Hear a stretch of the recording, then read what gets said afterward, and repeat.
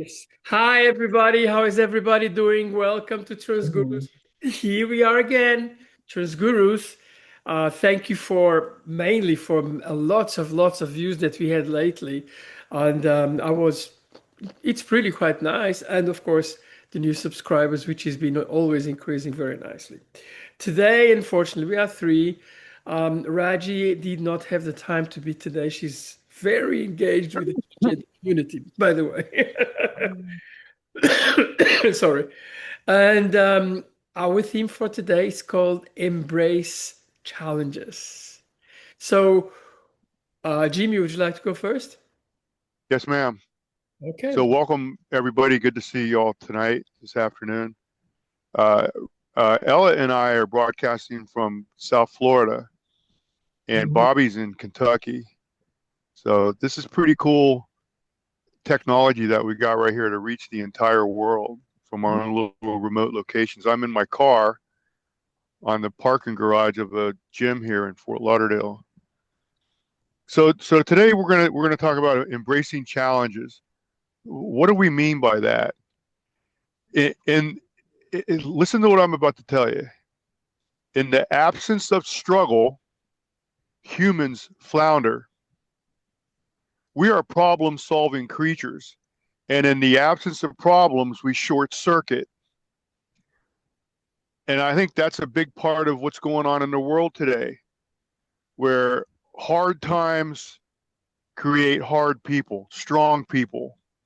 Easy times create not strong people. So, as a society, I think it's human nature to pick the path of least resistance, like water going down a mountain. And there's something behind that. I get it, but uh, the water's got to forge a river in the process. So uh, what I want to talk about today is seek and embrace challenges. I came up with something the other day. Um, seek obligations and responsibilities. Obligations and responsibilities give us the horsepower necessary to live a fulfilled life. Mhm. So I know in my life, uh, as a young person, uh, I wanted the ultimate challenge, and at that time, and it probably still is, the Marine Corps. And I enlisted in the Marine Corps, and I did really well. All my promotions were meritorious. And then how I make my living. I make my living with a chainsaw, and this is not easy, easy existence. It's quite challenging, but as a result, I've developed immense fortitude and backbone, and problem-solving skills, and know how to navigate through life and communicate with people and organize and logistics. You learn Aristotle, a famous philosopher. You learn how to play the flute by playing the flute.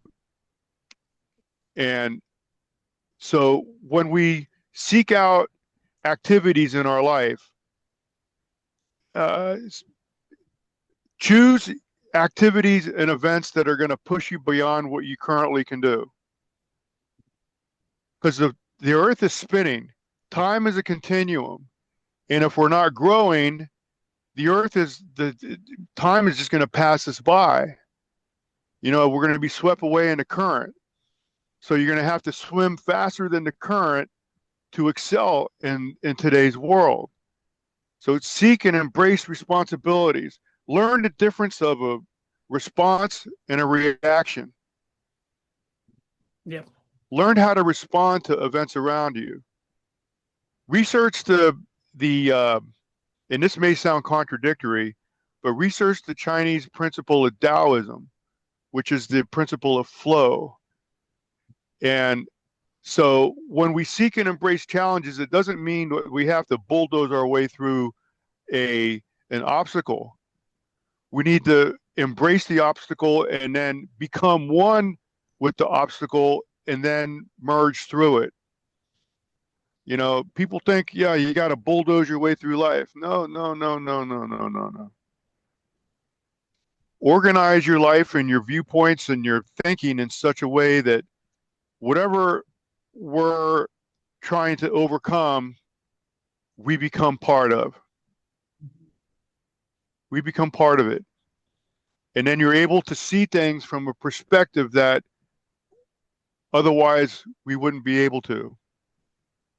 Seek and embrace responsibilities and obligations and embrace the challenges of life. Because I'm going to repeat what I said initially.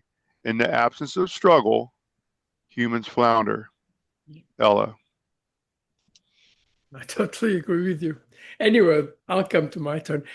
Bobby, your turn. Oh, I I love what you were saying about in the absence of struggle, and it reminded me of one of the things that I love doing in school when I've got young kids is incubating chicken eggs. It was like, you can learn a lot about life by having, 6 or 7 eggs in an incubator in your classroom, and one of these days they're going to hatch. Well, then they start hatching, and everybody gets really excited because you see a little hole and you see a little beak coming out of the hole. And it's such hard work. And the mother in me wants to go, oh, let me help it out a little bit. Let me make that hole a little bigger so it can get out of that egg. And that's the best way to kill what's inside of it, because they have to make that, they have to create that hole themselves. They have to free themselves from that shell in order to have the strength they're going to need to get up and forage for food and all of these other things. And so the worst thing, and it's one of the things that I really have to teach the kids about, is like, no, no, no, you have to let that chick burst out of the eggshell all on their own. And most of the time they survive. But anyhow, we'll worry. But most of the time they survive. And you have all these little cute chickens floating around the room. Everybody falls in love with them. And but it really has to do with the struggle. And we have um, sort of been conditioned to think that if you've got a struggle, it's bad. Uh, the easier way is to do stuff, and oh my goodness, that just isn't true. uh, uh, I, we've also talked about the process that a caterpillar goes through in becoming a butterfly, and um, boy, is that a profound change. And so I'm thinking about how we go about embracing our challenges, because that really is true, is that we gain strength and courage and confidence by every time we stop and look fear or hardship and straight in the eye and say, I can do this, or I'm going to do this. And I just want to back up a minute. Jimmy, I'm so glad you talked about uh, becoming a Marines, because something I've been wanting to ask you is I've got to know a lot of Marine veterans over my life. And I just wanted to ask you, because observation that I've made is that those people were talking about joining the Marines when they were in middle school or high school. And I was just wondering if that was true of you, that by the time you were in high school, you already knew you were going to try to enlist in the Marines. I hope that's right. And I think about the things that you tell yourself in order to start preparing your mind and your life, and everything about your future was built on that story that you started telling yourself before you were a Marine, and and how powerful that is. I was just curious, and I'm not even sure if you could avoid that, becoming a Marine, without telling yourself years before that I'm going to be a Marine one of these days, and and and and and then you do everything you need to do to be recruited into that, and to become successful. And I really admire that. But of course, what you see is there's a whole lot of people that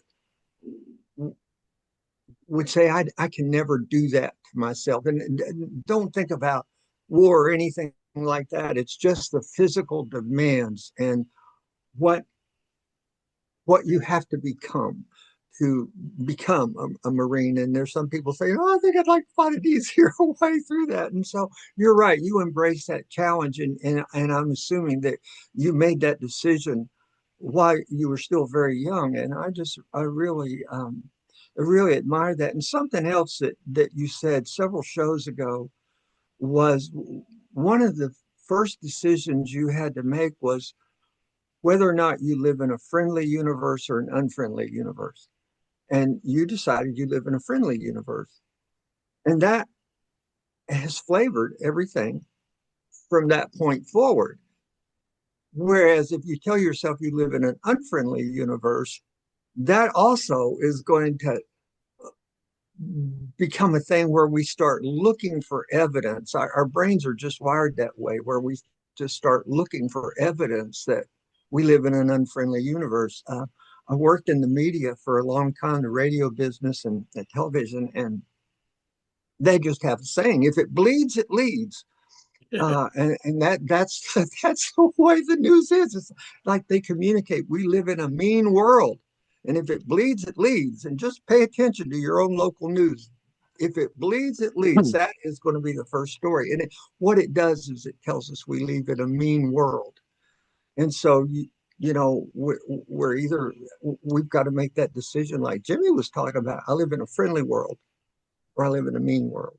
And if you decide you live in a friendly world, that really opens up a lot of possibilities too. And so when I think about embracing challenges, um, it's very hard in the trans world because so much of the time the decision is, do I come out? Do I start living my truth? And that's a challenge for sure. For some people, it's more of a challenge than others, but that is a challenge. And then all the stuff that you tell yourself about why that's possible, why that's not possible. And so that's one thing that I have learned is that we're master storytellers, and the things that happen to us, we we create a story about that we tell ourselves. And so is it something that's going to liberate us to embrace a challenge, or is it something that's going to make us shrink and live in fear? And so when you talk about it, it's real easy to, just kind of be an audience member and go, oh, yeah, yeah, oh, of course, yeah, I will always embrace a challenge, no matter how tough it is. Great. Great. Uh, it could get really tough. And that's the other thing that I've learned is you become more and more aware of your potential and the energy that is available to you, the creative energy that we all possess to construct our lives. It seems like challenges become even more visible. It's sort of like you start noticing more of the stuff in this world that is trying to limit you. And so that all goes hand in glove. And so making that decision that I'm going to embrace a challenge, that I am looking for possibilities. I'm not looking for what's wrong. I'm looking for what can I do with the variables and the resources I have to work with. And so I'm really glad we want to talk about this because it's not easy. It's not easy. And what kind of mental adjustments do you need to make to be successful in embracing your challenges? So I'll turn it over to Ellen. Thank you. You. Oh, I like you both. Empowering, I mean, follow your life like a bulldozer or follow your life with fear. They are from totally different ways. But that is the real life. And by the way, challenges don't have always to come from the inside. They come as well from the outside all the time. Uh-huh. And I mean, embracing challenges for me, it's a daily thing. It's something very, very important. And when I say daily thing, that doesn't mean that you have to embrace and, you know, and do everything in one day. Sometimes it takes a long time. Mhm. For me, it took me a very long time to transition. I didn't transition straight away because, well, like many of us, I was in an area which was not so easy to transition. When I was young, they certainly we had many challenges as a transgender people in the 70s, 80s. Mhm. But there was the time, and the time came, and I said, now it's time to change. Now it's time to embrace it. Sometimes not doing nothing is a way of embracing things too. You don't have to make always an action. Sometimes you have to wait for the right time for you. But challenges are not only from the inside, they're as well from the outside. I mean, every day in my business life, I've got quite a lot of challenges. And God, I am so happy for those challenges because that's what makes me grow. That's what makes my company grow. And that's what's make my whole life actually doing something positive. It's really something very important. But always think of one thing, and this is a theme that we always come back to it, is that when you do something, when you embrace of challenges, try to think on the positive side and not on the negative side. It's your choice. It is your choice how to take it. It is your choice how to progress with it. I think that is very, very, very, very important. Mhm.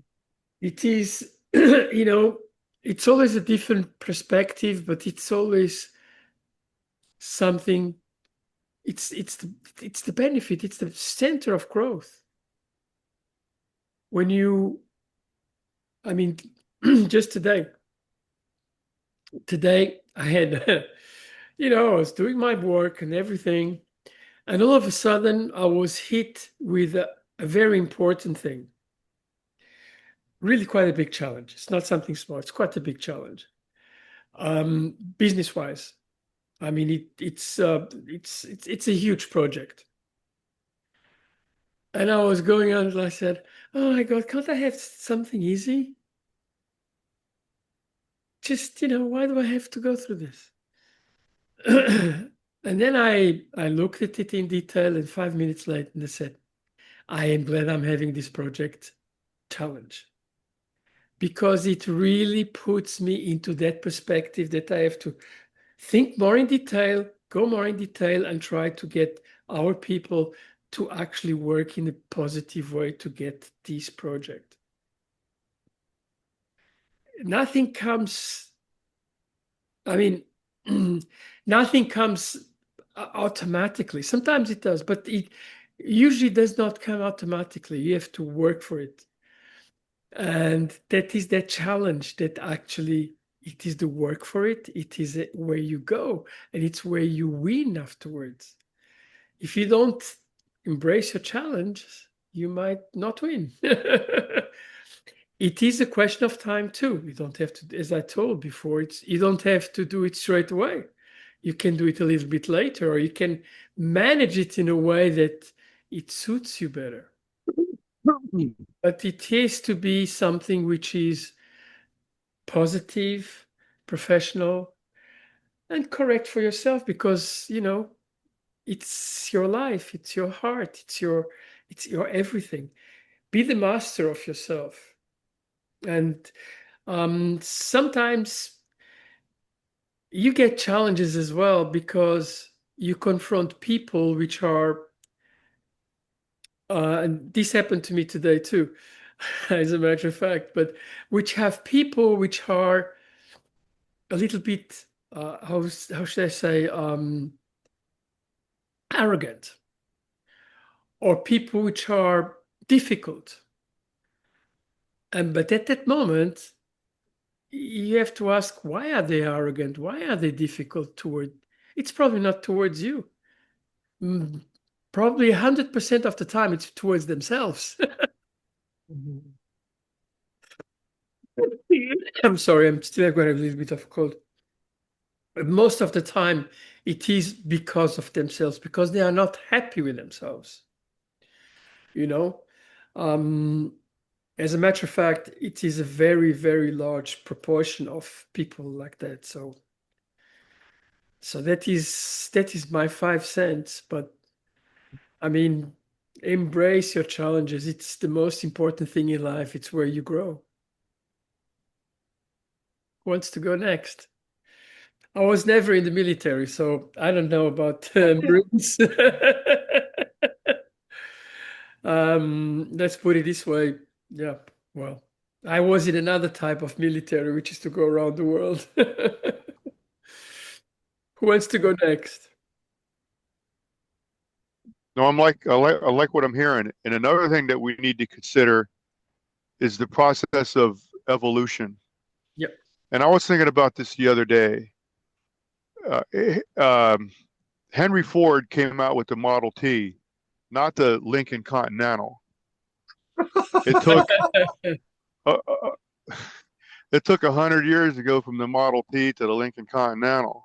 Mm. So realize that in our own development, in our own evolution of our own, a lot of good problem solving skills come from a lot of bad problem solving skills. Mhm. You know, most people fail their way to success. And don't be afraid to fail. Most people fail their way to the top. And Bobby was talking about the chicken eggs in the incubator. That's a great analogy. The same with the butterfly emerging from the cocoon. You know, it's the immense struggle to break out of the cocoon strengthens the wings of the butterfly so it can fly away. Eliminate that process, the thing's going to fall to the ground and flounder. Yeah. So, volunteer, organize your life in such a way that you constantly seek challenges and obligations and responsibilities. Take responsibility for something in your house or, uh, go outside of whatever is required of you Yeah. and do things that you don't have to do. Simple things. When I'm walking through the grocery store parking lot and there's a grocery cart in the middle of the parking lot, I get it and push it inside. Embrace the challenges. That's where growth, our future self exists outside of our current comfort zone. So if we're ever going to meet our future self, you got to go through the obstacle course. Life is like an obstacle course. And when you get done with an obstacle course, how do you feel? Like you accomplished something. Well, that's the same thing with life. There's the challenges are the pull-up bars, the pit you got to jump across, the rope swing. You got to swim across this lake. You got to climb this mountain. All these things are to develop skills necessary to manage the person that we're ultimately going to become. And if you skip all those processes when you arrive at where you're supposed to be, you're not going to know how to manage yourself. And I think about that in my own life. If I would have, the person that I am now, if I would have become this person 10, 20, 30 years ago, I probably wouldn't be here right now because I wouldn't have the management skills necessary to manage the horsepower of the person that I am now.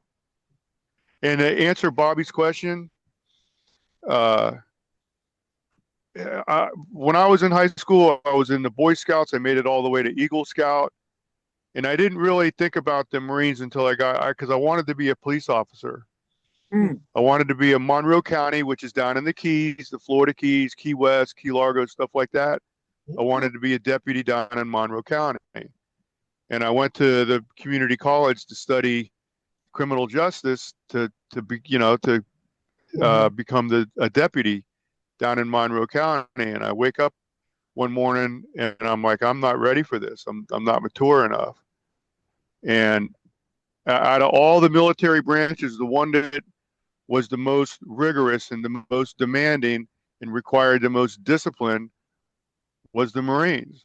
So I didn't join the Marines per se to be a Marine. I joined the Marines because it was the organization that I felt would add the most character to my life, Mhm. the most discipline.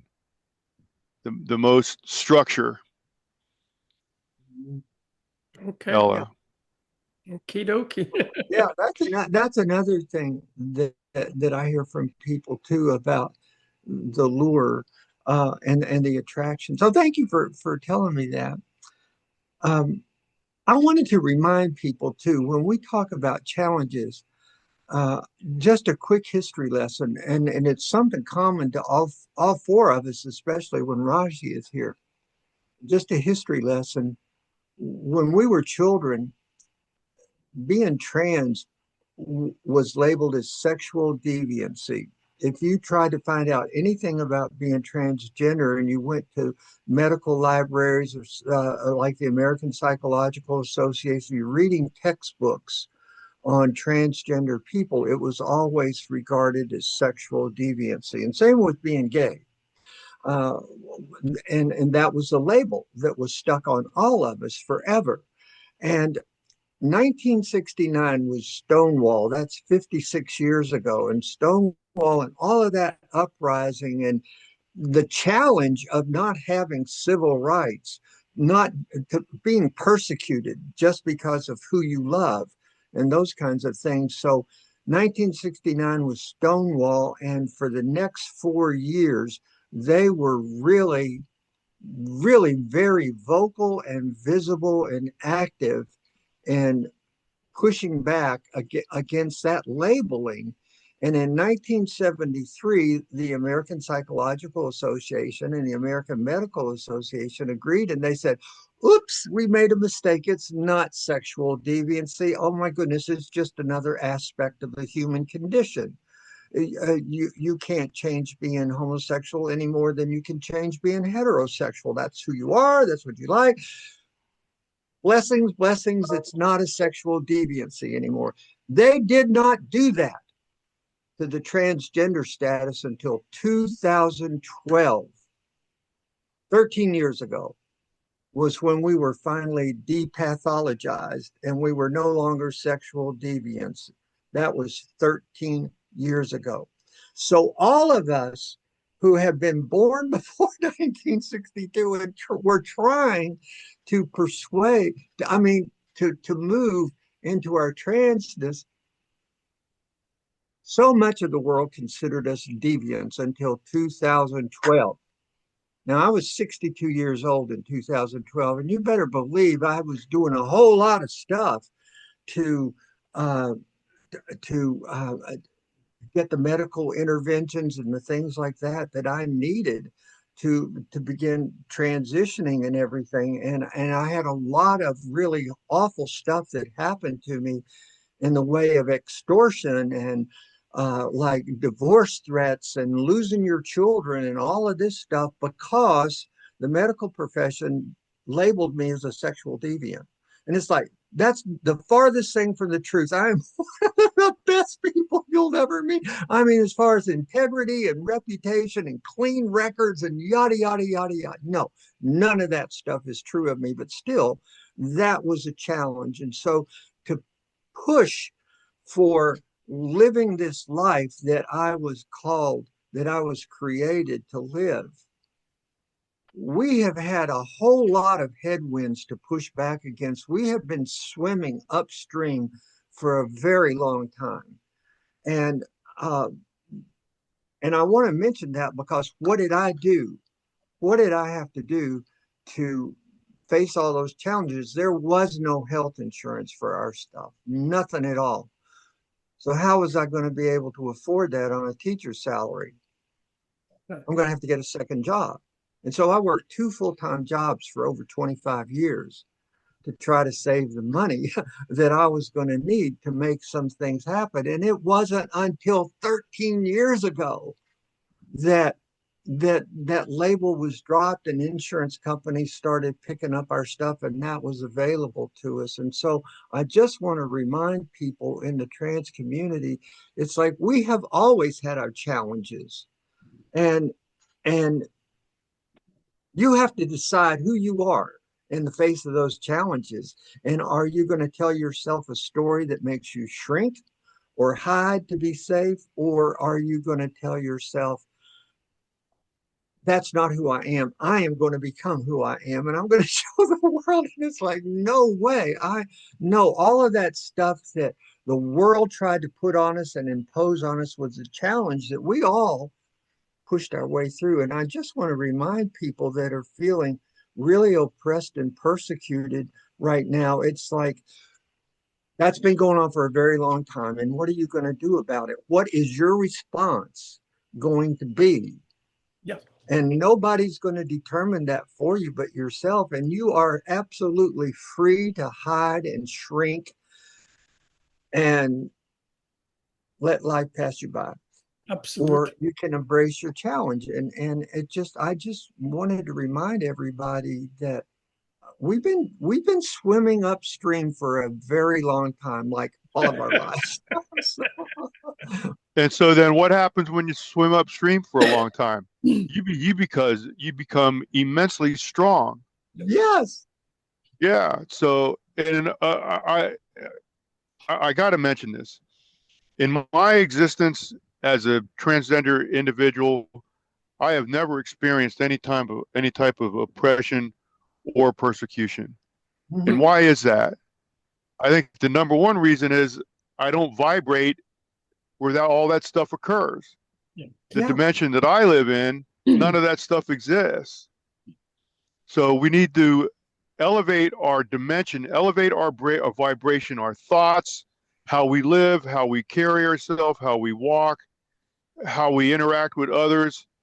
Do it in such a way that we invite a mirror of what we're reflecting. Well, see, And you if you did that. own You did yourself, that early on, though. You decided you live in a friendly universe, and that was a very okay, fundamental decision. Yeah, That but okay, then there's what? one So thing. if I can do it, so can someone else. Yeah, yes. but there's one thing about which is very important, and I'm glad that we've got this conversation. There are some people still around us which are very much against transgender Mhm. people, and they try to diminish us.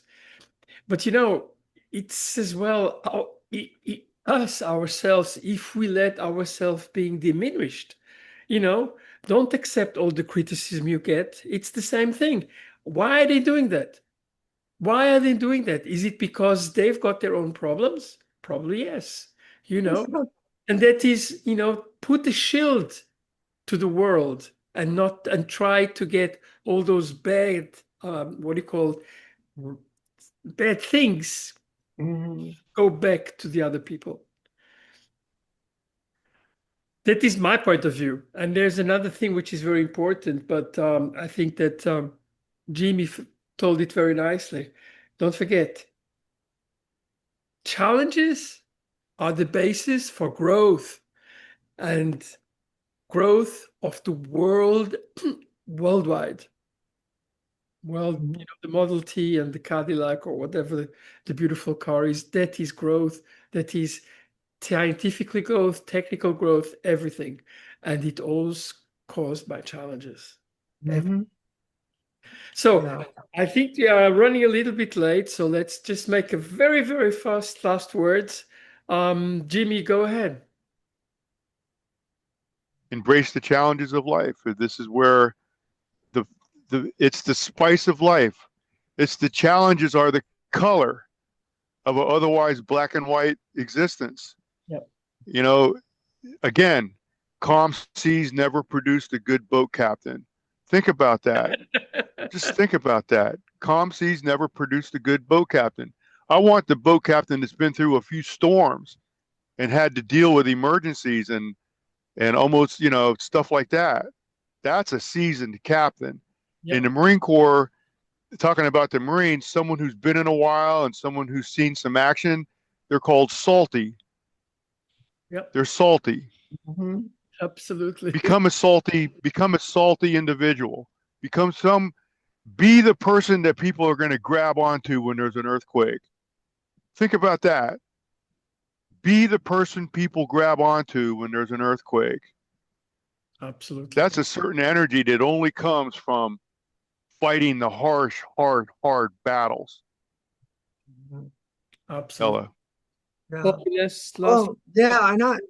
I'm so glad we wanted to talk about this because so many people in our culture believe that a challenge is bad, that if we're confronted by a challenge, we must be doing something wrong.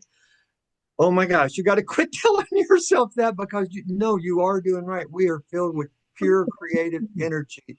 We have been given what we need to resolve our challenges. And so that's all I want to be sure to say. Challenges are are are not necessarily bad things. They're things to help you discover how good you really are and how much energy is available to you, and the decision that we've made to step into the world that matches who we are.